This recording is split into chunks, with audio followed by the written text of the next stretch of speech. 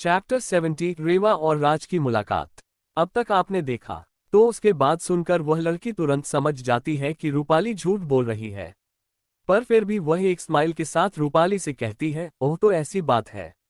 इतना कहकर वो लड़की वहां से चली जाती है, पर उसे लड़की की बात से रूपाली का दिल गुस्से और नफरत से भर जाता है और वह रेवा और रुद्राक्ष को खा जाने वाली नजरों से देखने लगती है। वहीं रुद्राक्ष और रेवा उनके खिलाफ हो रही हर साजिश से अनजान खुशी खुशी अपने पेरेंट्स के साथ डांस एंजॉय कर रहे होते हैं। अब आगे कुछ देर तक यूं ही डांस करने के बाद रुद्राक्ष और रेवा डांस फ्लो से बाहर आ जाते हैं। तो वहीं मौका देख प्रताप जी कुसुम जी के साथ डांस करने लगते हैं। डांस फ्लो से बाहर आने के बाद रुद्राक्ष आलोक अविनाश और समर के पास चला जाता है। तभी रेवा को रुक्मणी जी अपने पास बुलाती है और वह उसे किसी से मिलवाते हुए कहती है, रेवा इनसे मिलो, यह सविता वर्मा है, तुम्हारी कविता आंटी की माँ और निधि की दादी, और यह उनके हस्बैंड मिस्टर अरुण वर्मा है, ये उनके बेटे नरेन वर्मा और बहू वर्षा है। फिर रुक्मणी चाहिए वहीं खड़े 26 से 27 साल के लड़के की तरह इशारा कर कहती है, और यह राज वर्मा है, इनका पोता और निधि का ममेरा भाई। उन सबको को देख सेवा के भौं है सिकुड़ जाती है और उससे पिछले जन्म की बात याद आने लगती है। पिछले जन्म में भी रुक्मणी जी ने यही सब कर कहकर उन्हें रेवा से को मिलाया था और उन्होंने रेवा और राज की एंगेजमेंट में फिक्स करवाई थी, बिना प्रताप जी और कुसुम जी को पता लगे। और जब उन्हें पता चला था तो प्रताप जी ने इसके लिए मना भी किया था। तो उसी बात का फायदा उठाकर सबने रेवा और रुद्राक्ष को प्रताप जी और कुसुम जी के खिलाफ और ज्यादा भड़का दिया था। उन्होंने कहा कि प्रताप जी रेवा की शादी एक अच्छे लड़के से नहीं होने देना चाहते हैं, इसलिए वह राज को नापसंद करते हैं। पर हकीकत ये थी कि एक नंबर का प्लेबॉय था और यह बात प्रताप जी को पता थी, इसीलिए उन्होंने रेवा के लिए राज को नापसंद किया था। पर पिछले जन्म में रेवा और रुद्राक्ष अपने बड़े पापा, बड़ी माँ, दादी और इन सब की बातों में आकर अपने माँ बाप से नफरत करने लगे थे और उन्होंने अपने माँ बाप की बिल्कुल भी रिस्पेक्ट नहीं की और ना ही कभी उनसे ठीक से कोई बात की थी। इतना ही नहीं, वह उन्हें परेशान करने के लिए पहुंचने के लिए वह हर वह काम करते हैं जो वह लोग मना करते हैं और इन्हीं सबके नतीजे में उन्हें आखिर में अपनी जान से हाथ धोना पड़ा था। लेकिन इस बार ऐसा कुछ नहीं होने वाला था। रीवा अपने ख्याल में खोई हुई थी। तभी पास में खड़ी वैशाली रीवा से गुस्से में कहती है, रेवा तुम क्या ऐसे ही खड़ी हो, इन्हें जल्दी से ग्रीट करो। वैशाली जी की बात सुनकर रेवा उन्हें कोल्ड नजरों से देखती है तो वैशाली जी थोड़ा सा हैरान रह जाती है पर खुद को काबू कर लेती है। फिर रेवा बेमन से ही उन सब को हेलो कहती है और वहां से पलटकर जाने लगते हैं। तो राज उसके आगे आ जाता है और वह रेवा को लस्त भारी नजरों से ऊपर से नीचे तक देख रहा होता है, जो देख रेवा को बिल्कुल भी अच्छा नहीं लगता। पिछले जन्म में भी वह राज को डेट करती थी पर रेवा को उससे कोई अच्छी फीलिंग नहीं आती थी। वह बस अपनी दादी की खुशी के लिए उसके साथ रहती थी। उसने कभी भी राज को अपना हाथ तक पकाने नहीं दिया था। तभी राज रेवा के आगे अपना हाथ बढ़ाकर कहता है, will you dance with me. तो रेवा बहुत ही रूड वे में उससे कहती है, sorry I am not interested. Rewa की बात सुन वहां पास में खड़ी रुक्मणी जी उससे कहती है, रेवा ये क्या तरीका है किसी से बात करने का, वह तुमसे डांस करने के लिए पूछ रहा है तो तुम्हें उसके साथ जाना चाहिए। उद्धरण चिन्ह। तो रेवा उनकी तरफ अपनी जानलेवा नजरों से देखती है और फिर बेपरवाही से कहती है, माफ करना दादी माँ, पर मैं अनजान लोगों के साथ डांस नहीं करती और मुझे इनके साथ डांस करने का कोई मन भी नहीं है। रेवा की बात सुन राज को बहुत गुस्सा आ रहा होता है क्योंकि सभी लड़कियां सिर्फ उसके लुक पर मारा करती थी और वह एक बहुत ही फेमस मॉडल भी था। साथ ही वह अपने पापा का बिजनेस भी संभालता था, इसलिए उसे लगा नहीं था कि रेवा उसे इस तरह से रिजेक्ट कर देगी। तभी कविता की मां सविता जी अपने पोते की इस तरह बेइज्जती होते देख गुस्से में रुक्मणी जी से कहती है, रुक्मणी क्या ये वही लड़की है जिसके साथ तुम मेरे पोते की शादी की बात करने वाली थी? ये तो बड़ी बदतमीज है। उद्धरण चिन्ह। तो रुक्मिणी जी सविता जी की तरफ देखकर कहती है, ऐसी बात नहीं है सविता, रेवा अभी बच्ची है। तभी रुक्मणी जी के पास खड़ी वैशाली जी भी हाँ में गर्दन हिलाते हुए कहती है, हाँ सविता आंटी, वह दरअसल रेवा अभी अभी यहाँ लौटी है ना, इसलिए उसे ठीक से किसी से बात करना नहीं आता। आप रुकिए, मैं उसे समझती हूँ। उद्धरण चिन्ह। वह कुछ खाने ही वाली होती है कि उससे पहले ही रुक्मणी जी गुस्से में रेवा की तरफ देखकर ऑर्डर देते हुए कहती है, रेवा तमाशा मत करो और चुपचाप राज के साथ डांस करने के लिए जाओ। वह बहुत अच्छा लड़का है और तुम्हें उसके साथ डांस करना ही होगा। उद्धरण चिन्ह। तो वही रीवा रुक्मणी जी की तरफ कोर नजरों से देखते हुए कहती है, सॉरी दादी माँ, लेकिन मैं उनके साथ डांस बिल्कुल नहीं करने वाली। इतना बोल रीवा एक नज़र उन सब पर डालती है और बिना उनकी बात का कोई जवाब दिए पीछे पलट कर जाने लगती है। तभी राज गुस्से में रेवा की कलाई पकड़ लेता है और फ्लटी टोन में कहता है, हे ब्यूटीफुल, तुम्हें इतना भी रूड होने की जरूरत नहीं है। देखो, हम एक दूसरे के रिलेटिव्स हैं और साथ ही हमारे दादा दादी हम दोनों की बहुत जल्द शादी के बाद भी करने वाले हैं। तो अगर हम दोनों साथ में डांस करते भी हैं तो कोई प्रॉब्लम नहीं होती। इनफैक्ट इससे हम एक दूसरे को और भी ज्यादा अच्छे से जान पाएंगे। उद्धरण चिन्ह। तो रीवा राज का यूं अपना हाथ पकड़ा देख रेवा को बहुत गुस्सा आता है, लेकिन वह अपने गुस्से को नॉर्मल कर राज से अपनी सर्द आवाज में कहती है, मेरा हाथ छोड़ो। रेवा की बात सुनकर भी राज उसका हाथ नहीं छोड़ता। रेवा एक बार फिर से थोड़ा तेज आवाज में राज से कहती है, I said leave me hand. उद्धरण चिन्ह। लेकिन फिर भी राज रीवा का हाथ नहीं छोड़ता, बल्कि रेवा की बात सुन राज को और भी गुस्सा आने लगता है। क्योंकि पहली बार उसे किसी लड़की ने रिजेक्ट किया था, इसलिए उसकी पकड़ रेवा के हाथ पर और ज्यादा कसने लगती है। राज को इस तरह रेवा का हाथ पकड़ता देख कोई और भी था जिसको बहुत गुस्सा आ रहा था। वह शख्स गुस्से में अपनी मुठ्ठियां कस लेता है। वही उसके माथे की नसें साफ दिख रही थी और उसके आसपास का ऑरा बहुत ही डार्क और डेंजरस हो गया था। उस शख्स को इतना गुस्सा करते देख उसके आसपास खड़े लोगों को कुछ समझ नहीं आ रहा होता है। उन्हें बस खुद पर दबाव महसूस होता है और घुटन होने लगती है।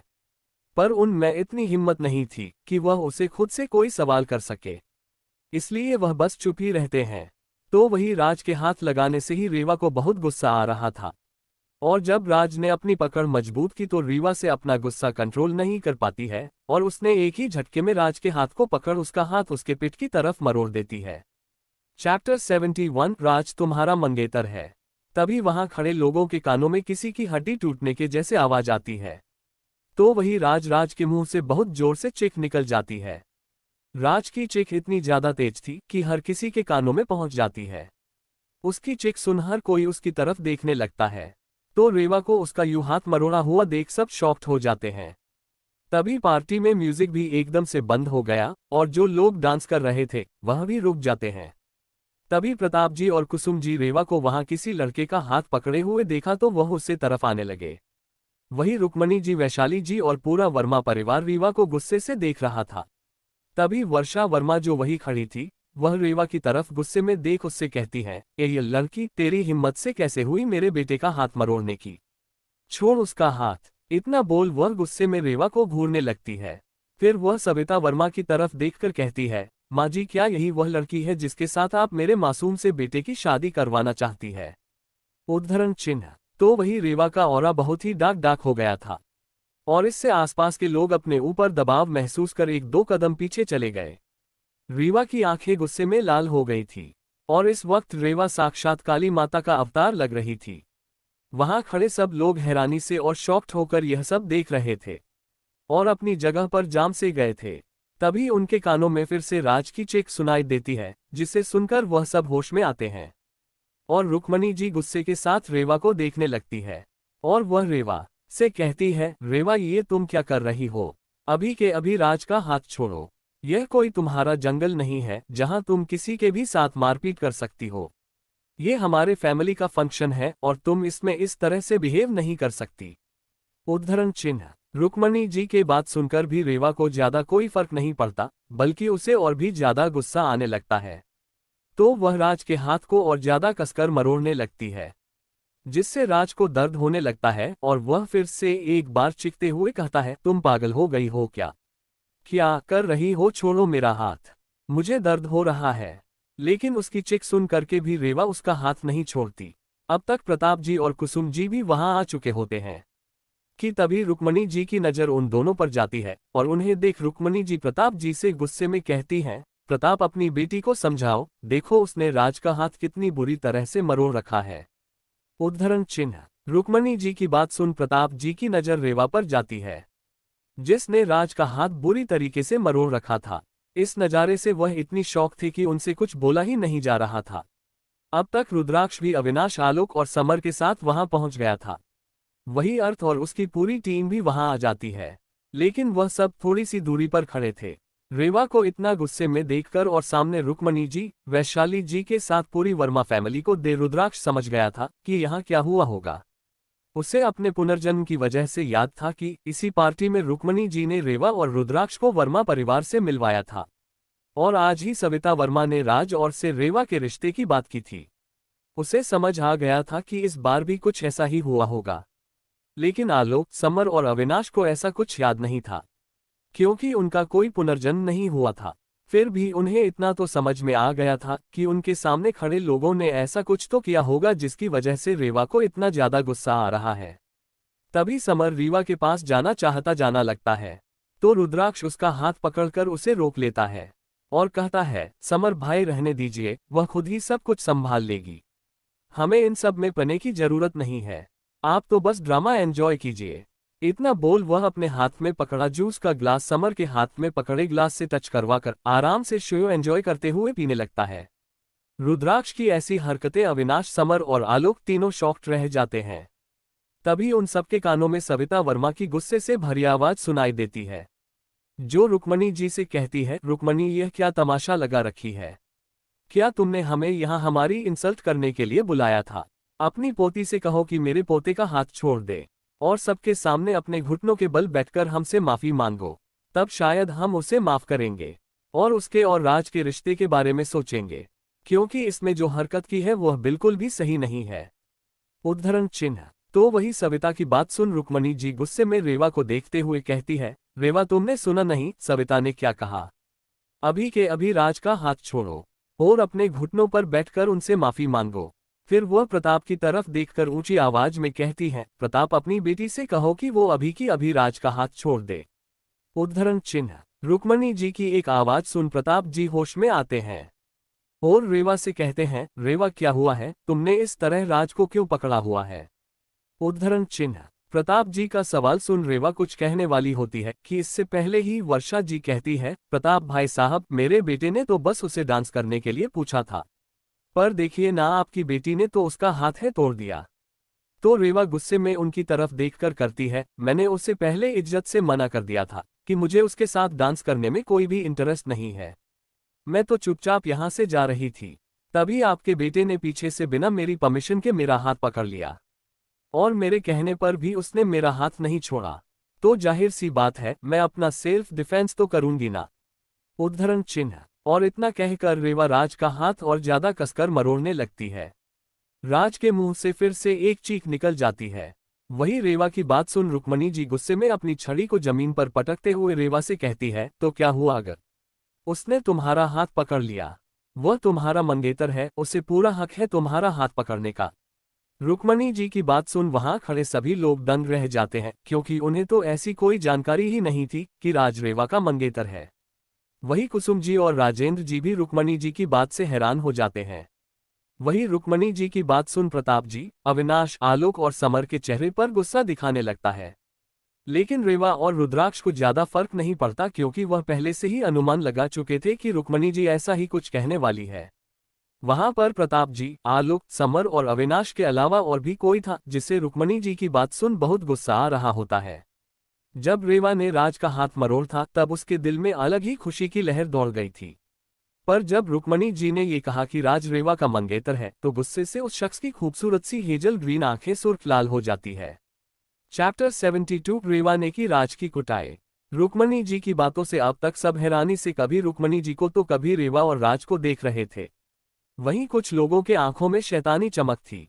फ्रेंड्स, आपको ये बताने की जरूरत है कि वह लोग कौन थे? आप लोग मुझसे भी अच्छी तरीके से यह जानते हैं, है ना?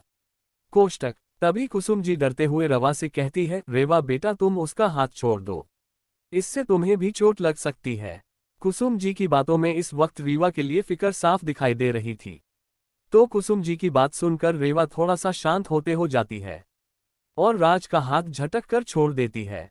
रेवा के यूं हाथ छोड़ने से राज को धक्का लगता है और वह आगे की तरफ मुंह के बाल नीचे गिर जाता है। लेकिन रेवा का गुस्सा अभी भी पूरी तरह से शांत नहीं हुआ था, तो वह राज के पास आकर उसके पेट पर एक लात मारते हुए अपनी सर्द आवाज में रहती है, इस बार तो सिर्फ तुम्हारा हाथ हल्का सा मरोड़ा है, लेकिन अगर अगली बार तुमने मेरी परमिशन के बिना मुझे टच करने की कोशिश की तो महादेव की सौगंध तुम्हारा हाथ तोड़कर दूसरे हाथ में दे दूंगी। इतना कहकर वो एक और लात राज के पेट पर मरती है और फिर वह नीचे झुक उसके चेहरे पर भी एक दो पांच लगा देती है। राज्य की अच्छे से कुटाई करने के बाद रेवा गुस्से भरी नजरों से रुक्मणी जी की तरफ देखने लगती है। तभी वर्षा जी सीधा राज के पास आकर उसे खड़ा करती है और उसे संभालने लगती है। सविता जी गुस्से में रुक्मणी जी से कहती है, रुक्मणी, हमारे बीच कई सालों की गहरी दोस्ती है, इसलिए मैं इस दोस्ती को रिश्तेदारी में बदलना चाहती थी। और जब राज ने आज इस लड़की को पार्टी में देखकर पसंद किया तो ये जानते हुए भी कि यह लड़की जंगल से आया एक गांवर है, फिर भी सिर्फ और सिर्फ हमारी दोस्ती के खातिर मैं इसे अपने खानदान की बहू बनाने के लिए राजी हुई थी। लेकिन क्या इस लड़की की हरकत को देखकर तुम्हें लगता है कि यह हमारे खानदान की बहू बनने के लायक है? उद्धरण चिन्ह। सविता वर्मा की बात सुन रुक्मणी जी को भी बहुत अपमान महसूस होने लगता है और वह गुस्से में रेवा की तरफ देखकर उससे कहती है, रेवा, अभी के अभी अपने घुटनों के बल बैठकर पूरे वर्मा परिवार से और अपने मंगेतर से माफी मांगो। तो उनकी बात सुन रेवा जानलेवा नजरों से रुक्मणी जी को देखने लगती है। तभी रुक्मणी जी की और सविता वर्मा की बात सुनकर कुसुम जी रेवा को अपने पास खींचकर उसे अपने पीछे छुपा लेती है, जैसे वह उसे बाहर रखेंगे तो कोई रेवा को उनसे चुरा लेगा। कुसुम जी के इस एक्शन से रेवा, जो अब तक गुस्से में उबाल रही थी, वह एकदम से शांत हो जाती है। वह कुछ समझ को प्यार भरे नजरों से देखने लगती है और एक अच्छे बच्चे की तरह कुसुम जी का साड़ी का पल्लू पकड़ उनके पीछे खड़ी हो जाती है। फिर कुसुम जी प्रताप जी घूरकर देखती है, जैसे वह कह रही कि अपनी माँ से पूछो वह क्या बकवास कर रही है। वही प्रताप जी की कुसुम जी के बात समझ जाते हैं और रुक्मणी जी की तरफ देखकर कंफ्यूजन में कहते हैं, माँ, यह आप लोग किस रिश्ते की बात कर रही है और आप बार बार राज को रेवा का मंगेतर क्यों कह रही है? उद्धरण चिन्ह। प्रताप जी का सवाल सुन नरेन वर्मा, जो वहीं खड़ा था, वह प्रताप जी से कहता है, मिस्टर प्रताप रावत, आप अच्छे से जानते हैं कि माँ और रुक्मणी आंटी के बीच कितने सालों की गहरी दोस्ती है और वह दोनों इसी दोस्ती को रिश्तेदारी में कई साल पहले भी बदलना चाहती थी, तुम्हारी और कविता की शादी करवा कर, लेकिन ये हो नहीं पाया। मगर आज इस पार्टी में जब राज ने रेवा को देखा तो उसने कहा कि वह उसे पसंद करते हैं और तभी माँ ने रुक्मणी आंटी से हमारे राज के लिए रेवा का हाथ मांगा और इस तरह उन्हें दोस्ती को रिश्तेदारी में बदलने का एक और मौका भी मिला गया। इसलिए रुक्मणी आंटी ने ही इस रिश्ते के लिए हाँ कर दी है।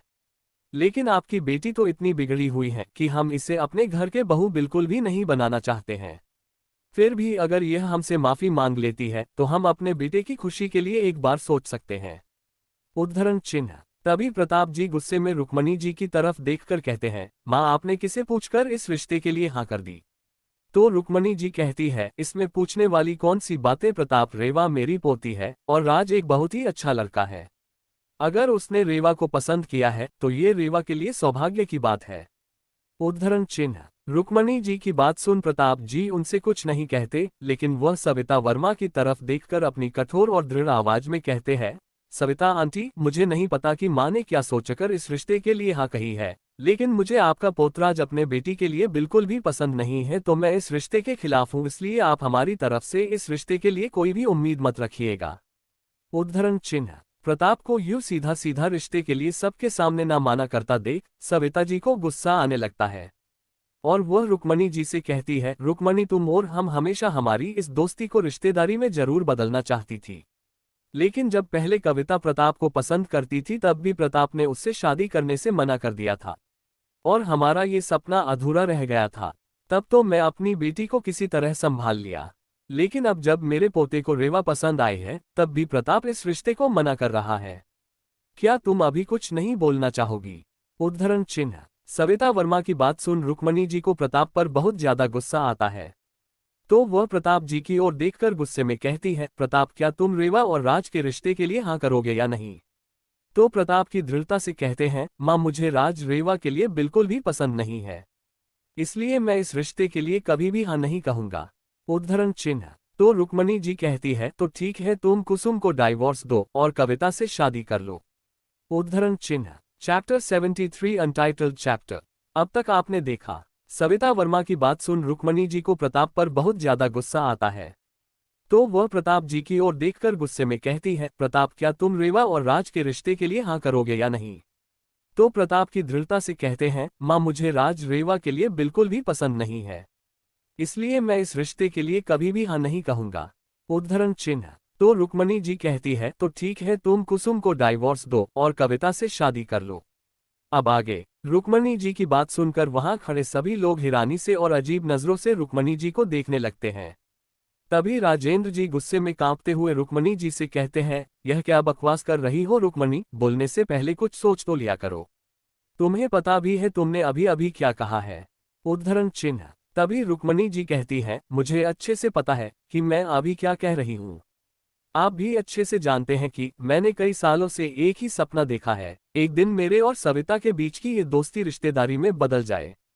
इसके लिए मैंने पहले भी प्रताप और कविता की शादी की बात की थी, पर आपने उस वक्त उस मिडिल क्लास लड़की महिमा से हमारे प्रताप की शादी करवा दी थी।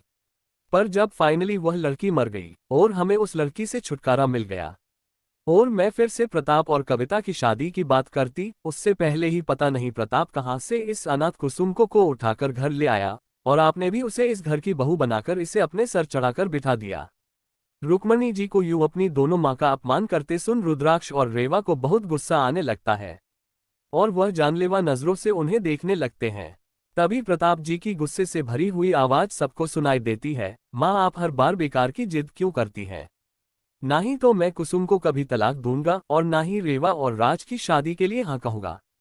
उद्धरण चिन्ह। तभी राजेंद्र जी प्रताप जी की बातों में हाँ मिलते हुए कहते हैं, प्रताप बिल्कुल सही कह रहा है रुक्मणी, तुम यह अपनी बेकार की जीत छोड़ दो। और वैसे भी रेवा ने पहले ही राज के लिए अपनी नाराजगी की जाहिर कर दी है कि वह उसे पसंद नहीं करती और प्रताप को भी राज रेवा के लिए पसंद नहीं है, तो तुम उनके साथ जबरदस्ती की नहीं कर सकती। और रही बात प्रताप और कविता की शादी की, तो भूलो मत प्रताप शादीशुदा है और 3 बच्चों का बाप भी। क्या तुम अपनी एक बेकार की जिद के लिए अपने बेटे का घर तुड़वाना चाहते हो? उद्धरण चिन्ह। तो तभी सविता जी बीच में कहती है, अगर प्रताप शादीशुदा है तो क्या हुआ, वो कुसुम से तलाक भी तो ले सकता है। और इस बार में भी रुक्मणी की बात से सहमत हूँ। प्रताप के पास 2 ऑप्शन है, या तो वह अपनी बीवी को तलाक दे और मेरी बेटी से शादी करे, या फिर अपनी बेटी की और मेरे पोते की शादी के लिए राजी हो जाए। उद्धरण चिन्ह। रुक्मणी जी भी प्रताप की तरफ देखकर कहती है, मैं भी सविता की बात से सहमत हूँ। उद्धरण चिन्ह। वहीं उन दोनों की बात सुन सब लोग हैरानी से रुक्मणी जी और सविता जी को देखने लगते हैं, खासकर रुक्मणी जी को, और अंदर अंदर बात करने लगते हैं कि यह कैसी माँ है जो अपने ही बेटे का तलाक करवाना चाहती है। उनमें से कई लोगों को राज की सच्चाई भी पता होती है कि राज कोई अच्छा लड़का नहीं है, इसलिए वह ये भी बात कर रहे होते हैं कि वह इस तरह की शर्त प्रताप जी के सामने कैसे रख सकती है कि या तो वह अपनी बेटी को जो उन्हें इतने सालों बाद मिली है उसे ऐसे कामिनी के साथ शादी करवाए, या फिर अपनी पत्नी को तलाक दे किसी और के साथ शादी करे। प्रताप जी रुक्मणी जी की तरफ गुस्से में देखकर कहते हैं, माँ आप अब हद से आगे बढ़ रही है। मैंने आपको साल पहले ही बता दिया था कि मैं कविता को बिल्कुल भी पसंद नहीं करता और ना ही उसे कभी पसंद करूंगा। और रही बात राज के साथ रेवा की शादी की, तो आप भूल जाए, मैं ये कभी भी नहीं होने दूंगा। उद्धरण चिन्ह। तभी रेवा कुसुम जी के आगे आते हुए रुक्मणी जी से कहती है, दादी माँ आप इस तरह से पापा के ऊपर माँ को तलाक देने का दबाव नहीं बन सकती। तो रुक्मणी रेवा से कहती है, तो तुम राज से शादी करने के लिए हाँ कर दो और अपनी माँ और बाप का तलाक होने से रोक लो, क्योंकि मैं तो बस यही चाहती हूँ कि मेरी और सविता की यह सालों की दोस्ती रिश्तेदारी में बदल जाए, और उसके लिए चाहे तुम राज से शादी करो या फिर प्रताप कुसुम को तलाक देकर कविता से शादी करें, हम दोनों में से कोई भी एक बात के लिए तैयार है। उद्धरण चिन्ह। इतना क्या है, रुक्मणी जी कुटिल मुस्कान के साथ रेवा को देखने लगती है। वही वर्मा परिवार भी उन लोगों की तरफ मन ही मन मुस्कुराते हुए देखने लगता है, क्योंकि आप सबको लग रहा था कि रेवा अपने माँ और पिताजी का तलाक रोकने के लिए राज से शादी करने के लिए हाँ कर देगी। तो वही रुक्मणी जी की बात सुन के रेवा और रुद्राक्ष दोनों के चेहरे पर एक विनिंग स्माइल आ जाती है। फिर रुद्राक्ष रेवा के पास आकर खड़ा हो जाता है और कहता है, तो दादी माँ आप बस इतना चाहती है कि आपका और सविता दादी माँ के बीच की यह सालों की दोस्ती रिश्तेदारी में बदल जाए, यही ना? उद्धरण चिन्ह। तो रुद्राक्ष की बात सुनकर सविता जी और रुक्मणी जी दोनों एक साथ कहती है, हाँ हम यही चाहते हैं।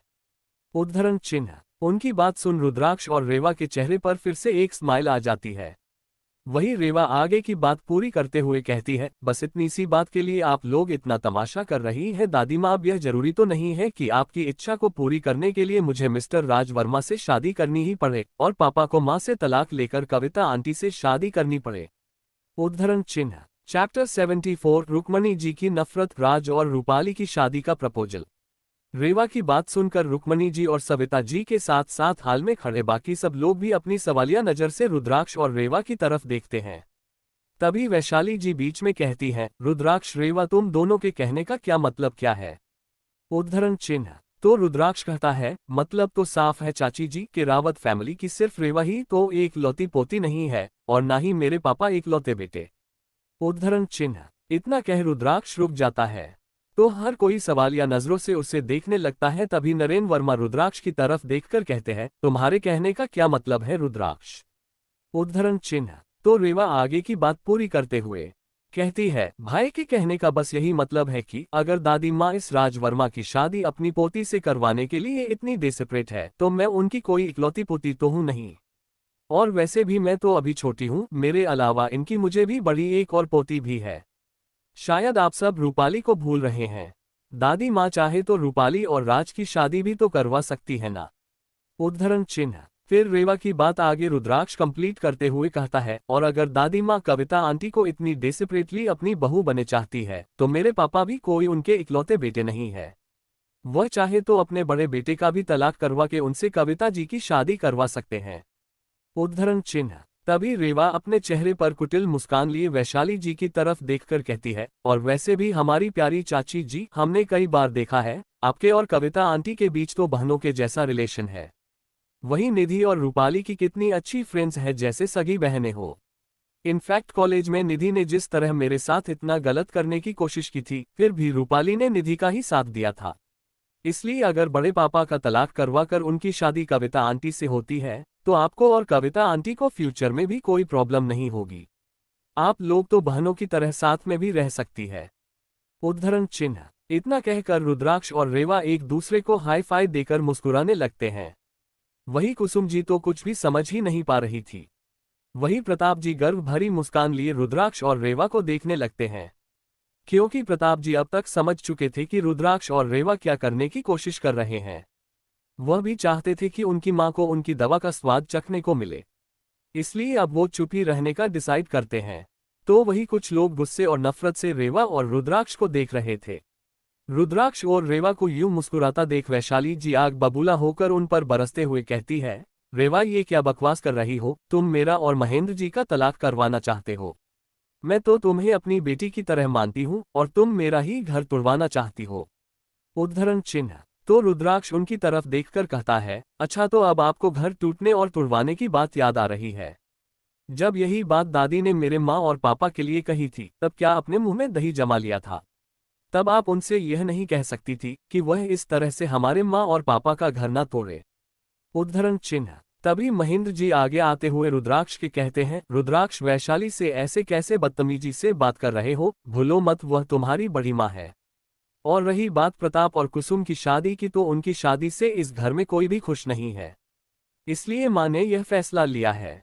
और वैसे भी माँ की बातों को हम कैसे टाल सकते हैं? उद्धरण चिन्ह। महेंद्र जी और वैशाली जी और भी कुछ कहने वाले थे, लेकिन रुद्राक्ष और रेवा उन्हें टोटल इग्नोर कर रुक्मणी जी की तरफ देखकर कहते हैं, वैसे दादी माँ आपने बताया नहीं, आपको हमारा आइडिया कैसा लगा?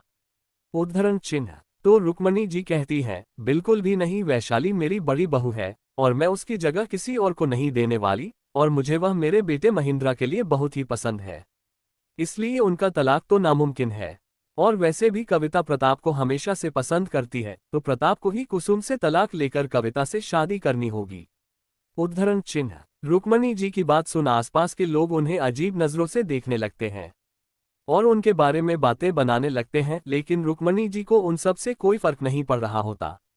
तभी रुद्राक्ष कहता है, सॉरी दादी माँ, अब माँ और पापा का तो तलाक नहीं होगा, तो अब एक ही रास्ता है, आप रूपाली की शादी राज से करवा दे। उद्धरण चिन्ह। तो रुद्राक्ष की बात सुन रुक्मणी जी को और ज्यादा गुस्सा आने लगता है और वह गुस्से में कांपते हुए उससे कहती है, तुम्हारी हिम्मत भी कैसे हुई ऐसी बात बोलने की? रूपाली अभी बच्चे हैं और वह अपनी कॉलेज के फर्स्ट ईयर में ही है। अरे अभी तो उसे आगे पढ़ाई करनी है और अपना भविष्य बनाना है। मैं अभी से उसकी शादी नहीं करवा सकती। उद्धरण चिन्ह। ये बात रुक्मणी जी ने रूपाली की तरफ बहुत ही प्यार से देखकर कह रही थी। उनकी आंखों में रूपाली के लिए इस वक्त ढेर सारा प्यार नजर आ रहा था। और यह बात कहाँ खड़े लोग बहुत अच्छे से देख भी सकते थे और महसूस भी कर सकते थे। जबकि उन्होंने ये भी देखा था कि जब वह रुद्राक्ष और रेवा की तरफ देखती थी तो उनकी आंखों में अलग ही नफरत दिखाई देती थी। रुक्मणी जी की यह बात सुन और उनका रेवा और रुद्राक्ष के प्रति नफरत देखकर अब हर किसी को रेवा और रुद्राक्ष के लिए बुरा लगने लगता है। वह ये बात समझ रहे थे कि उन्हें रेवा बिल्कुल भी पसंद नहीं है। उन लोगों को ये बात समझ में देर नहीं लगती कि रुक्मणी की रूपाली की शादी राज से कभी नहीं करवाएगी, क्योंकि सबको पता था कि राज का करैक्टर कैसा है। और उन्हें ये भी समझ में आ जाता है कि रुक्मणी जी रेवा से नफरत करती है, इसीलिए वह रेवा को राज से शादी करने के लिए फोर्स कर रही थी, ताकि वह रेवा को बर्बाद भी कर सके और उनके बरसों की अधूरी इच्छा जो कि सविता जी के साथ रिश्तेदारी करने की थी वह भी पूरी हो जाए। चैप्टर 75 सविता वर्मा का रेवा के चरित्र पर सवाल उठाना। तभी रुक्मणी जी के ये बात सुनकर रुद्राक्ष रेवा या कोई और कुछ कहता उससे पहले ही कुसुम जी आगे आकर कहती है, माँ जी अगर रूपाली आपकी नज़रों में बच्ची है, वह अभी अपने कॉलेज के फर्स्ट ईयर में है और उसे आगे अपना करियर पर बनाना है, इसलिए आप अभी उसकी शादी नहीं करवाना चाहती, तो आप कैसे रेवा को इस शादी के लिए फोर्स कर सकती है? जबकि रेवा तो अभी रूपाली से भी करीब 6 महीने छोटी है। वही उसे भी तो अब आगे जाकर अपना करियर बना है, अपनी पढ़ाई पूरी करनी है। रेवा की शादी तय करते वक्त आपको ये बिल्कुल भी नहीं लगा कि रेवा को शादी के बंधन में बना गलत होगा। उद्धरण चिन्ह। कुसुम जी को यूं रेवा की तरफ से बोलना देख रुक्मणी जी को बहुत ज्यादा गुस्सा आने लगता है, क्योंकि आज से पहले कभी कुसुम जी ने घर में भी कभी उनकी बात के खिलाफ जाने की हिम्मत नहीं की थी। वही आज वह इतने लोगों के सामने उसकी बात को काट रही थी और उन्हें उनकी गलतियां गिनवा रही थी। तो वही सविता वर्मा आगे आते हुए कहती है, कुसुम तुम्हें किसने कहा है इस मामले के बीच में बोलने के लिए? ये लड़की कोई तुम्हारी बेटी नहीं है, जब मही की शादी की बात होगी तब तुम बोल सकती हो। और रही बात इस लड़की की पढ़ाई की तो तुम शायद भूल गई हो कि यह लड़की जंगल से आई है। ये क्या आगे जाकर पढ़ाई करेगी और करियर बनाएंगी जिसे ठीक से पढ़ना लिखना भी नहीं आता, और इसे तो कॉलेज में एडमिशन भी रावत परिवार के बदौलत मिला है, और एक तरफ से उसकी शादी हम राज से करवाकर उस पर एहसान ही कर रहे हैं। ऐसी अनपढ़, गंवार और जंगली लड़की को कौन ही अपने परिवार की बहू बनाएगा? लेकिन मैं अपनी और रुक्मणी की इतने सालों की दोस्ती के खातिर इसे अपने घर को बहू बनने के लिए मान गई हूँ, तो तुम सबको तो इसके लिए हमारा शुक्रिया अदा करना चाहिए। उद्धरण चिन्ह। रुद्राक्ष और रेवा पहले तो उनकी बात पूरी होने देते हैं। फिर रुद्राक्ष कहता है, सविता दादी माँ आपकी जानकारी लेकर बता दूं कि भले ही इन्होंने हमें पैदा नहीं किया, पर जब से हम यहाँ आए हैं तब से यह हमारी माँ है, तो उन्हें पूरा हक है मेरी बहन के और मेरी शादी का फैसला लेने का। उद्धरण चिन्ह। आगे रेवा उनकी तरफ देखकर अपनी कोल्ड आवाज में कहती है, और क्या कहा आपने कि मैं जंगल से आए एक अनपढ़ और जंगली लड़की हूँ, इसलिए मुझे खुश होना चाहिए कि मुझे राजदेश से लड़के से शादी करने को मिल रहा है। अरे शादी की तो बात ही दूर है, क्या आपके पोते की इतनी औकात भी है कि वह मेरे बगल में भी खड़ा रह सके? उद्धरण चिन्ह। वही रुद्राक्ष और रेवा की बात सुनकर निधि गुस्से में आगे आते हुए कहती है, रुद्राक्ष रेवा तुम्हें पता भी है राज कौन है? राज एक बहुत ही फेमस मॉडल और एक्टर है, और साथ ही वह वर्मा फैमिली का वारिस भी। तुम लोग बस जंगल से आए हुए अनपढ़ और गंवार। अगर तुम रावत फैमिली का हिस्सा नहीं होते तो शायद तुम यहाँ खड़े रहने के थे लायक भी नहीं होते। मेरे भाई से शादी करने की तो बात ही भूल जाओ, उसने तो तुमसे शादी करने के लिए हाँ कर तुम पर एक तरह से एहसान किया है, और तुम उसी को नीचा दिखा रहे हो। मैं बता रही हूँ तुम्हें कि तुम दोनों मेरे भाई की इस तरह से बेइज्जती नहीं कर सकती। उद्धरण चिन्ह। अब समर से ये सब कुछ देखकर और सुनकर बर्दाश्त नहीं हो रहा था, तो वह रेवा और रुद्राक्ष के आगे आकर खड़ा हो जाता है और निधि की तरह एक टीजिंग स्माइल देखकर एक्साइटेड होकर कहता है, तो तुम ही बता दो कि रुद्राक्ष और रेवा तुम्हारे भाई की किस तरह बेइज्जती कर सकते हैं। वह बिल्कुल वैसे ही उसकी बेइज्जती करेंगे जैसा तुम कहोगे, आई प्रॉमिस। उद्धरण चिन्ह। समर को इस तरह रेवा और रुद्राक्ष की तरफ से बोलता देख वहां खड़े कई लोग हैरान रह जाते हैं, क्योंकि जो लोग फैशन वर्ल्ड से बिलोंग करते थे वह समर को बहुत अच्छे से जानते थे, क्योंकि समर एक बहुत ही फेमस फैशन फोटोग्राफर था। इतना ही नहीं, ये बात हर कोई जानता था कि समर मिस्टर तिवारी का इकलौता बेटा है और तिवारी इंडस्ट्री का होने वाला वारिस भी। इतना ही नहीं, वह कृष्णकला फैशन ग्रुप के सीईओ का दोस्त था, और कृष्णकला के जितने भी फोटोशूट होते थे वह सारे समर ही किया करता था।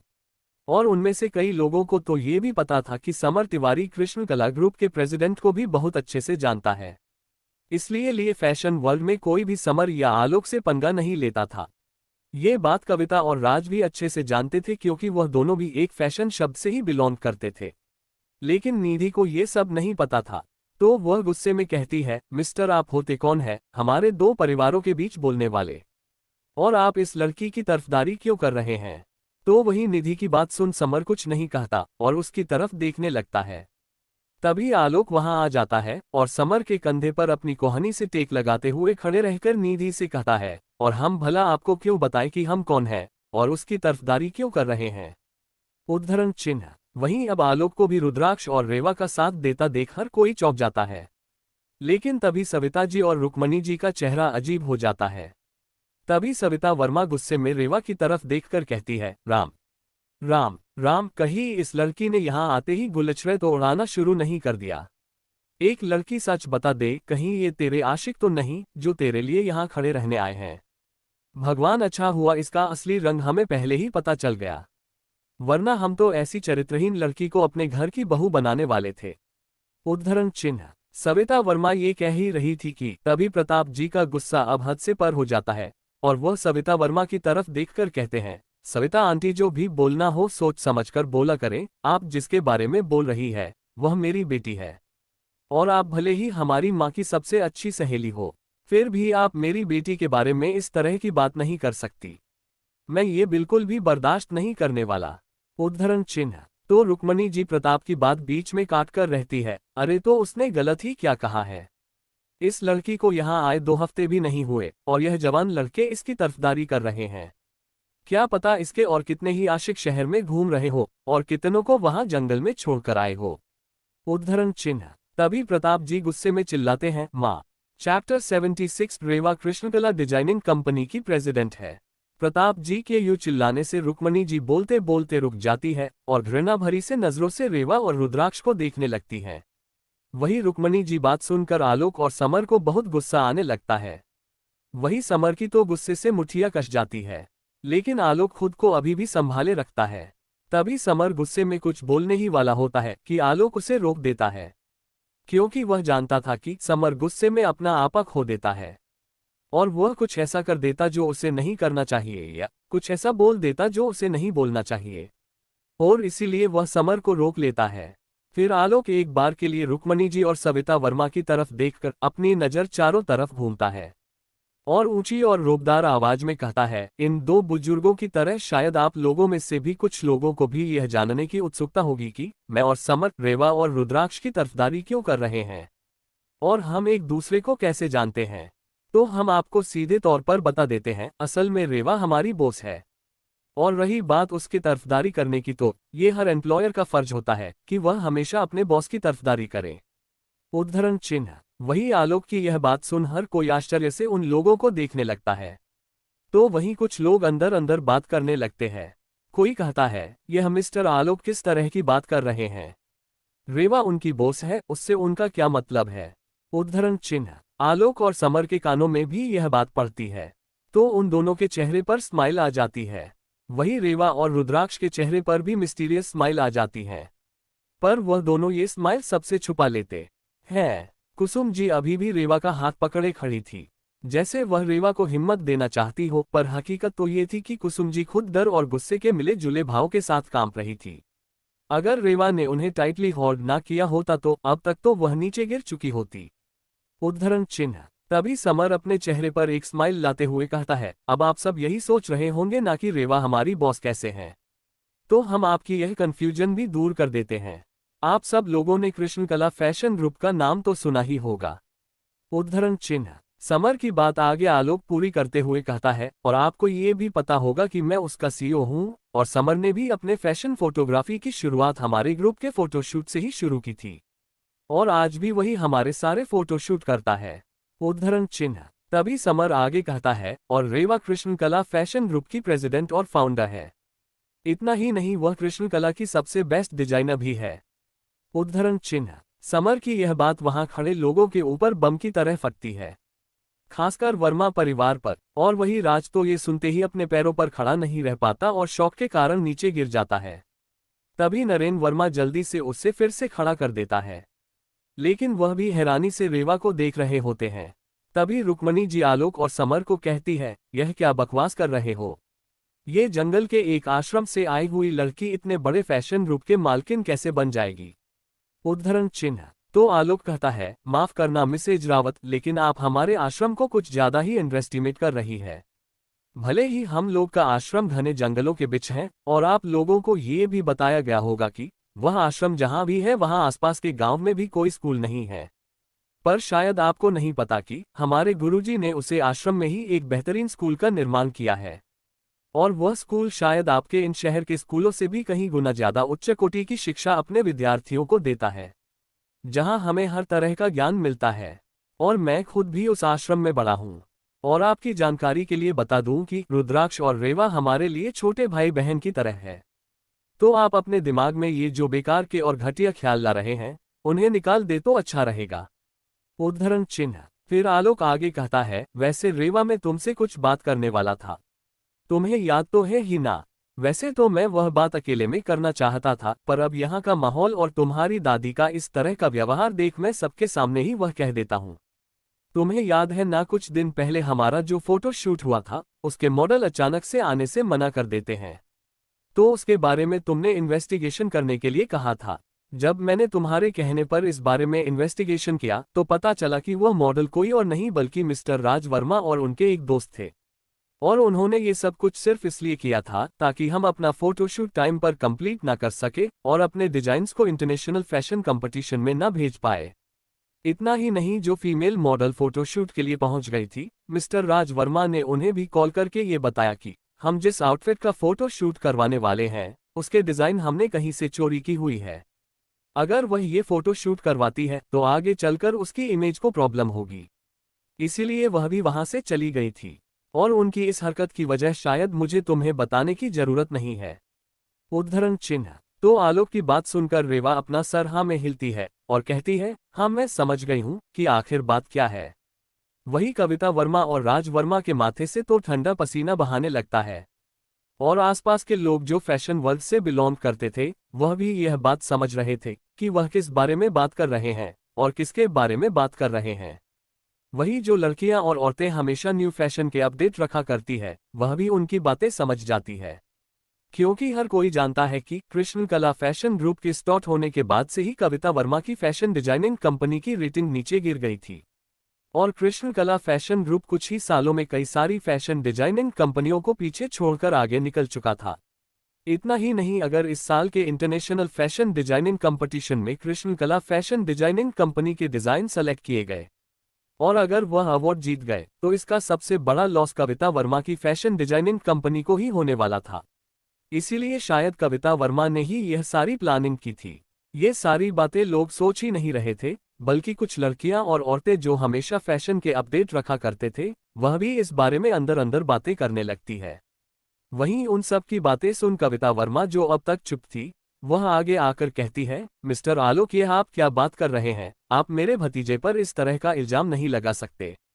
उद्धरण चिन्ह। चैप्टर 77। कुसुम जी ने सविता वर्मा और रुक्मणी जी के बुरे इरादे के बारे में सबको बता दिया। आगे तो आलोक उनकी तरफ देखकर कहता है, मिसेज कविता वर्मा, मैं कभी किसी के ऊपर झूठा इल्जाम नहीं लगता। मैंने अपनी तरफ से पूरी इन्वेस्टिगेशन की है और मेरे पास इसके एविडेंस भी है। मुझे ये सारी बात उस फीमेल मॉडल ने बताई कि कैसे आपके भतीजे ने और उसके फ्रेंड ने उसे गुमराह किया और यह कहा कि जिस आउटपुट का फोटो शूट होने वाला है, उसके डिजाइन्स कृष्ण कला ग्रुप ने आपकी फैशन डिजाइनिंग कंपनी से चुराए हैं, जबकि यह सरासर झूठ है। और जब इसके फ्रेंड को लगा कि जिस फोटोशूट को वह कैंसिल करवाना चाहते थे वह कैंसिल हो चुका है, तो उसने गलती से उस फीमेल मॉडल के सामने ये सारी बात उगल दी कि ये सब कुछ आपके भतीजे की प्लानिंग थी। अब ये सब कुछ आपके भतीजे ने क्यों किया ये तो वही जानता है। उद्धरण चिन्ह। आलोक इतना कहकर चुप हो जाता है। वही कविता वर्मा गुस्से में अपनी मुठिया भींच लेती है और अपना सर नीचे झुका लेती है। वह कुछ भी बोल नहीं सकती थी, क्योंकि यह सब कुछ करने के लिए राज को उसी ने कहा था। अगर सबके सामने राज उसका नाम ले लेता है तो उसकी इमेज लोगों के सामने और रावत फैमिली के सामने खराब हो जाती है, और वह ये नहीं होने देना चाहती थी। लेकिन उसकी किस्मत अच्छी थी कि राज कुछ नहीं कहता। करीब 1 या 2 मिनट तक पूरे हॉल में शांति छा जाती है। तभी रेवा आलोक के पास आते हुए कहती है, आलोक भाई अब इस बात को जाने भी दीजिए, आज वैसे भी इन लोगों की वजह से बहुत तमाशा हो चुका है, तो इसे यहीं खत्म करते हैं। उद्धरण चिन्ह। तो समर कहता है, रेवा क्या तुम इन्हें ऐसे ही जान दोगी? इनकी वजह से हमारा कितना इंपॉर्टेंट फोटोशूट कैंसिल होने वाला था। उद्धरण चिन्ह। तो रेवा समर की बात सुनकर कहती है, सिर्फ कैंसिल होने वाला था ना भाई, हुआ तो नहीं ना। और वैसे भी कुछ दिन पहले जब निधि ने मेरे साथ गलत किया था और मैं सिर्फ उससे माफी मांगने के लिए कहा था, तब भी दादी माँ और बाकी के फैमिली मेंबर्स ने हमारी साइड नहीं ली थी। उल्टा उन्होंने मुझे ही डांटने लग गए थे और यह कहा कि मैंने निधि से माफी मांगने के लिए क्यों कहा। इन सब से निधि को बुरा लगा है, इसलिए मुझे उल्टा उससे माफी मांगनी चाहिए।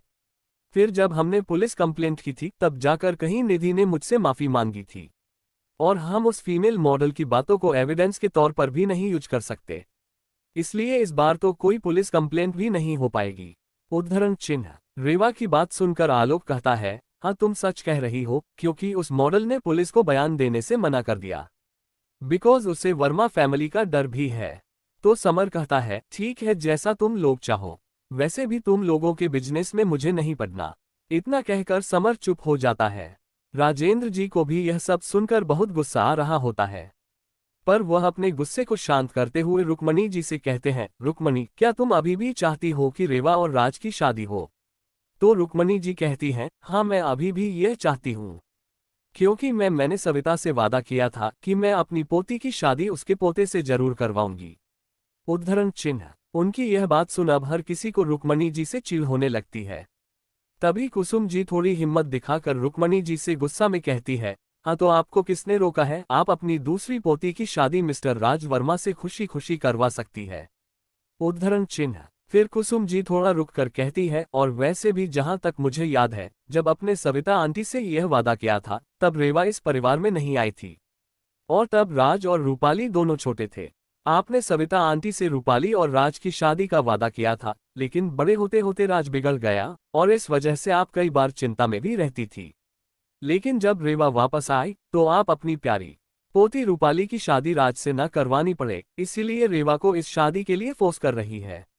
और सविता आंटी भी रेवा और राज की शादी के लिए इसलिए मान गए क्योंकि उन्हें भी राज के लिए ऐसी लड़की चाहिए जो चुपचाप उनकी बातें मानती रहे, गूंगी बहरी बनाकर, और उनके पोते की बुरी हरकतों को बर्दाश्त करती रहे।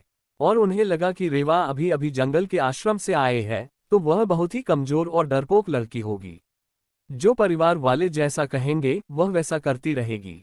इसलिए उन्हें लगा कि वह हमेशा रेवा को अपने नीचे दबा के रखेंगे, और यही वजह है कि वह रेवा को अपने घर की बहू बनाना चाहते हैं। लेकिन मैं ऐसा कभी भी नहीं होने देने वाली, ये बात आप लोग कान खोलकर सुन लीजिए। उद्धरण चिन्ह। कुसुम जी का इतना करारा जवाब सुन हर कोई शॉक्ड हो जाता है, क्योंकि उन्होंने पहली बार कुसुम जी की गुस्से भरी आवाज सुनी थी। तो वही रुक्मणी जी और सविता वर्मा कुसुम की बात सुन थोड़ा सा हड़बड़ा जाती है, क्योंकि कुसुम जी ने उन दोनों के बुरे इरादों को सबके सामने है लाकर रख दिए थे।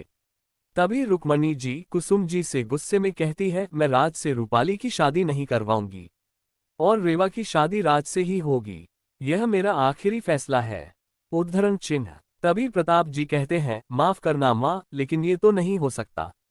रुक्मणी जी प्रताप जी की बात सुनकर गुस्से में कहती है, कैसे नहीं हो सकता? रेवा इस घर की बेटी है और उसे मेरी बातों का मान रखता ही होगा।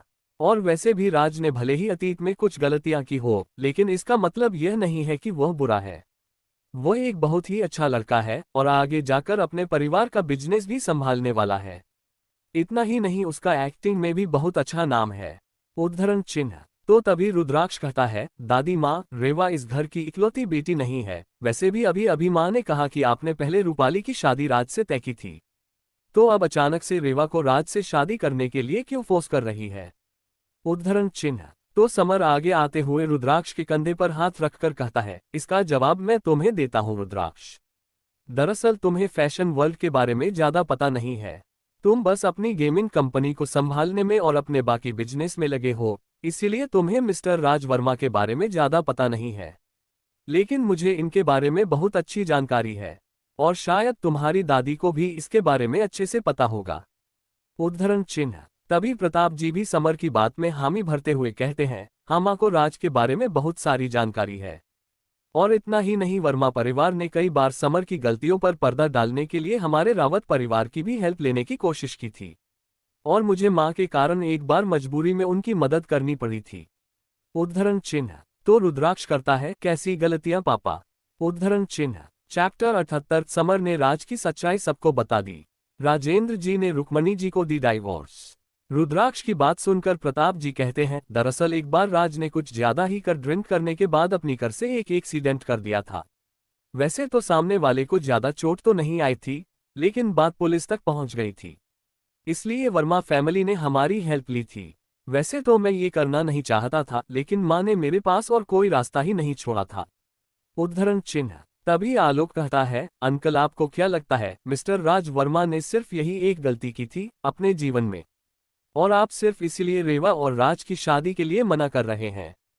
क्या आपको उसके बारे में ज्यादा कुछ नहीं पता? उद्धरण चिन्ह। तो प्रताप जी कहते हैं, हाँ जानता तो हूँ, लेकिन। तभी समर बीच में ही बोल पड़ता है, लेकिन आप सबके सामने ये कहने में थोड़ी सी शर्म आ रही है, तो कोई बात नहीं, ये जानकारी हम दे देते हैं।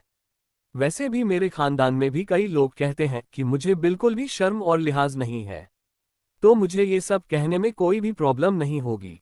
उद्धरण चिन्ह। फिर समर ऊंची आवाज में रुक्मणी जी की तरफ देखकर कहता है, असल बात तो यह है कि यह मिस्टर राज वर्मा एक नंबर के प्लेबॉय टाइप इंसान है, और यह एक ही टाइम पर मल्टीपल रिलेशनशिप में रह चुके हैं। इतना ही नहीं, ये लड़कियां तो ऐसे चेंज करता है जैसे कोई इंसान कपड़े बदलते हो, और यह बात तुम्हारी दादी माँ भी अच्छे से जानती ही होगी। इसीलिए तो वह अपनी लाडली पोती और तुम्हारी वह बड़ी बहन, क्या नाम है उसका, हाँ रूपाली, उसकी शादी राज से नहीं करवाना चाहती। क्यों है ना मिसेज रावत? उद्धरण चिन्ह। समर ने यह बात एक टीजिंग स्माइल के साथ कही थी, इसलिए रुक्मणी जी को उसके ऊपर बहुत ही गुस्सा आने लगता है, क्योंकि समर ने जो भी कहा था वह कहीं ना कहीं सच ही था। रुक्मणी जी को राज की हरकतों के बारे में पहले से पता था, लेकिन सब कुछ जानने के बाद भी वह रेवा की शादी उससे करवाने की जिद कर रही थी। इसलिए पहले तो समर की बात सुनकर वह थोड़ा सा हड़बड़ा जाती है, लेकिन तुरंत खुद को संभालकर गुस्से में कहती है, यह क्या बकवास कर रहे हो तुम, मुझे इन सब के बारे में कुछ भी नहीं पता, और हो सकता है तुम जो भी कह रहे हो वह गलत हो। तो समर कहता है, बिल्कुल भी नहीं, समर तिवारी की इन्फॉर्मेशन कभी भी गलत नहीं हो सकती। उद्धरण चिन्ह। तभी राजेंद्र जी, जिन्हें यह अच्छे से पता था कि रुक्मणी जी को राज के बारे में सब कुछ पता है, फिर भी वह अनजान बनते हुए रुक्मणी जी से कहते हैं, अच्छा रुक्मणी, माना कि आपको राज की यह असलियत नहीं पता, लेकिन अब तो इन्होंने राज के बारे में सब कुछ बता दिए हैं, तो क्या अभी भी तुम यही चाहती हो कि राज और रेवा की शादी हो? तो रुक्मणी गुस्से में उनकी तरफ उन्हें घूर कर देखती है, क्योंकि वह समझ रही थी कि राजेंद्र जी सबके सामने उनसे न बुलवाना चाहते हैं, लेकिन रुक्मणी जी भी अपनी जीत छोड़ने के लिए तैयार नहीं थी। तो वह अपनी लड़खड़ाती हुई जुबान में कहती है, यह आप कैसी बात कर रहे हैं जी, राज को हम कितने सालों से जानते हैं। अरे वह हमारी आंखों के सामने बड़ा हुआ है, वह ऐसा बिल्कुल भी नहीं हो सकता। आप बाहर वालों की बातों में कैसे आ सकते हैं? उद्धरण चिन्ह। तो रुक्मणी जी की बात सुन प्रताप जी एक गहरी सांस लेते हुए कहता है, माँ अब बस भी कीजिए, हम सबको पता है कि राज कैसा है, और आप भी यह अच्छे से जानती है। इनफैक्ट वह एक्सीडेंट वाला केस तो मैं सिर्फ इसलिए सॉल्व करने में हेल्प की थी क्योंकि वह एक एक्सीडेंट था, जबकि आप एक बार एक लड़की का मामला भी मेरे पास लेकर आई थी, जिसमें राज ने एक लड़की को मोलेस्ट करने की कोशिश की थी, लेकिन वह बचकर भाग गई थी, और मैंने उसके लिए तो आपको साफ साफ शब्दों में मना कर दिया था। ये सब जानते हुए भी आप कैसे मेरी बेटी की शादी उससे करवाने की जिद कर रही है? प्रताप जी की बात सुनकर रुक्मणी जी उसकी तरफ गुस्से में देखकर कहती है, प्रताप उस वक्त तो वह लड़की ही गलत थी। वह एक छोटे परिवार की लड़की थी जो पैसे के लिए राज के पास आई थी, और जब राजनीति से मना कर दिया तो वह राज को ही ब्लेम करने लगी थी। उद्धरण चिन्ह। तो रुक्मणी जी को राज का यूं बचाव करते देख अब हर कोई अचंभे में था। तभी राजेंद्र जी गुस्से में आकर कहते हैं, बस करो रुक्मणी, और कितना नीचे गिरोगी। फिर वह कहते हैं, इस बात को अब यहीं पर बंद करते हैं, क्योंकि मैं अब बहुत थक गया हूं, और तुम भी अपने काम खुलकर सुनना रुक्मणी, आज के बाद मुझे रेवा और राज की शादी का कोई टॉपिक इस घर में सुनाई नहीं देना चाहिए। और अगर तुम्हें राज को अपना दामाद बनाने की इतनी ही इच्छा है तो तुम रूपाली की शादी उससे करवा सकती हो, या चाहे तो ऋत्वी की भी शादी उससे करवा सकती हो।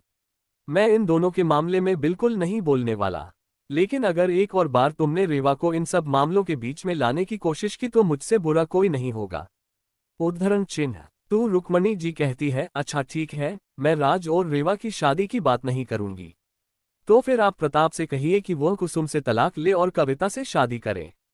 उद्धरण चिन्ह। रुक्मणी जी का इस तरह से मामले को और खींचता देख राजेंद्र जी गुस्से में कहते हैं, अब एक और बार तुमने अपनी बेकार सी जीद को नहीं छोड़ा तो कसम से प्रताप कुसुम से तलाक ले या ना ले, लेकिन मैं तुमसे जरूर तलाक ले लूंगा और कहीं तीर्थ यात्रा पर तुम्हें भेज दूंगा। वह इतना कर वहां से चले जाते हैं तो वही सब उन्हें जाते हुए देखते रह जाते हैं। राजेंद्र जी की इस बात से हर कोई शौक था, वही समर तो उनकी पीठ के पीछे थम्स अप का साइन कर रहा था, क्योंकि उन्हें राजेंद्र जी का ये डिसीजन बहुत ही बोल्ड लगा था। I mean 75 की एज में डाइवोर्स की बात करना कोई आम बात तो नहीं थी। राजेंद्र जी के जाते ही रुद्राक्ष सबकी तरफ देखकर कहता है, सो लेडीज एंड जेंटलमैन, वैसे आज इस पार्टी में आप सबको बहुत ही अच्छा एंटरटेनमेंट मिल गया होगा। सही कहा ना मैंने? और इतना कि वह एक नॉर्मल स्माइल सबकी तरफ कर देता है। तो वहीं कुछ लोग उसकी बातों को सुन मुस्कुरा देते हैं तो कुछ ऑकवर्ड स्माइल कर देते हैं। तभी प्रताप जी रुक्मणी जी की तरफ देखकर कहते हैं, माँ अगर आप लोगों का ये तमाशा खत्म हो गया हो तो हम लोग आगे पार्टी एंजॉय करना चाहेंगे। इतना कहकर वह रुक्मणी जी को पूरी तरह नजरअंदाज कर अपने परिवार के साथ वहां से निकल जाते हैं और फिर से पार्टी अपने पहले वाले माहौल में चलने लगती है। कुछ देर बाद एक एक कर सारे गेस्ट भी जाने लगते हैं। वहां बस कुछ ही लोग बचे थे। उन्हीं में से एक वह शख्स भी होता है जो राज को रेवा का हाथ पकड़ता देख गुस्से में उन्हें घूर रहा था। तभी रेवा चलते चलते एक बार के लिए उस शख्स के सामने आ जाती है। वह शख्स बस एक ही जगह पर खड़ा था और रेवा उसके सामने से चलकर आ रही थी। रेवा इस वक्त अपने फोन में कुछ कर रही थी तो उसका ध्यान उस शख्स की तरफ नहीं था, लेकिन वह शख्स एक तक बस रेवा को ही देख रहा था। तभी रेवा अनजाने में ही उस शख्स से टकरा जाती है और उसके हाथ से उसका फोन गिर जाता है। तो वह सॉरी बोलते हुए अपना फोन उठाने लगती है। तभी उसके फोन को कोई और उठा लेता है। वह कोई और नहीं वह शख्स ही था जिससे रेवा टकराई थी। वह शख्स रेवा का फोन उठाकर उसके हाथों में दे देता है। तभी रेवा उसके हाथ से फोन लेकर उसे सॉरी कहने के लिए उसकी तरफ देखती है तो कुछ 5 या 10 सेकंड के लिए वह बस उसे देखते ही रह जाती है। रेवा तो उस शख्स के हेजल ग्रीन आंखों में खो जाती है। उसे ऐसा लग रहा था जैसे कोई उसे हिप्नोटाइज कर रहा हो। पर कुछ ही सेकंड में वह खुद को होश में लाते हुए उससे शख्स को बस सॉरी कहकर वहां से आगे बढ़ जाती है। वही वो शख्स रेवा को बस जाता हुआ देख रहा था। जब तक रहेगा उसकी आंखों से ओझल नहीं हो गई। फिर कुछ देर बाद वह भी पार्टी से चला गया और धीरे धीरे बाकी के बचे हुए गेट पर पार्टी से चले जाते हैं और पार्टी पूरी हो जाती है। To be continued. Thanks for watching guys, next episode comes soon.